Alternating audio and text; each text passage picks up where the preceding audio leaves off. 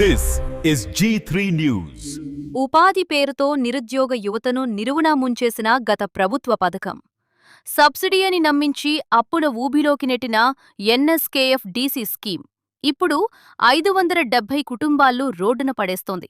విజయవాడ వేదికగా ఆంధ్రప్రదేశ్ సెప్టిక్ ట్యాంకర్ల ఐక్యత సంక్షేమ సంఘం గడమెత్తింది. అసలు వాహనం ధర ఎంత? కార్పొరేషన్ చెబుతున్న లెక్కలెంత? అధికారులు బలవంతంగా వాహనాలను సీజ్ చేస్తున్నారు. రెక్కాడితేగాని డొక్కాడని బతుకులు వారివి. మురికి కూపాలను శుభ్రం చేసే సఫాయి కర్మచారులకు అండగా ఉంటామని చెప్పిన ప్రభుత్వం వారినే మోసం చేసిందని బాధితులు ఆరోపిస్తున్నారు.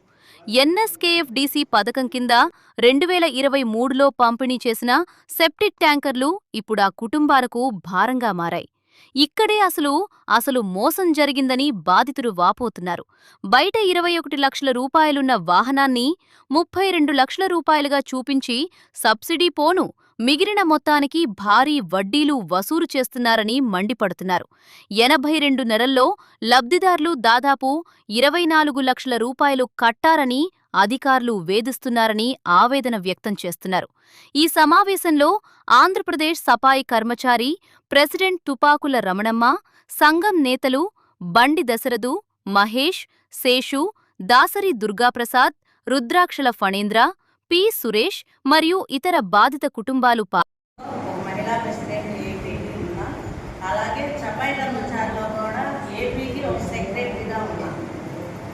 రంగా రాధా మిత్ర మండలిలో మీరు బయట గ్యాస్టులు ఉన్నారు కాబట్టి కూడా చెప్తున్నాను.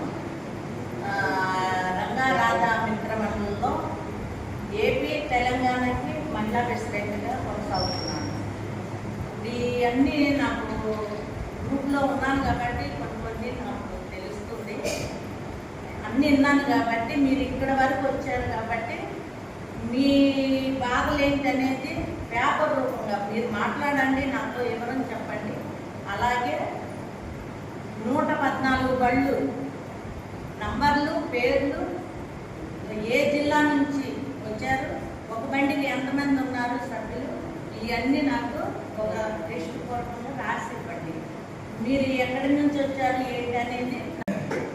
ఇప్పుడు పొద్దుటూరుతో ఇక్కడ ఈ ఊరితో రాజమండ్రి కానీ ఈ 120 మంది ఏదైతే ఇచ్చినారో ఆ రోజు మనకు 120 మందిది ఒకటే సమస్య madam.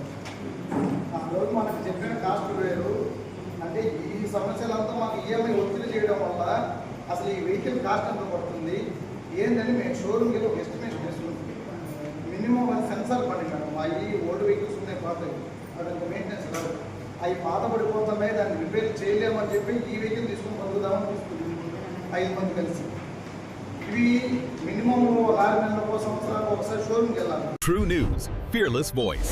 Follow our channel for your local issues and latest news. Like, share, and subscribe.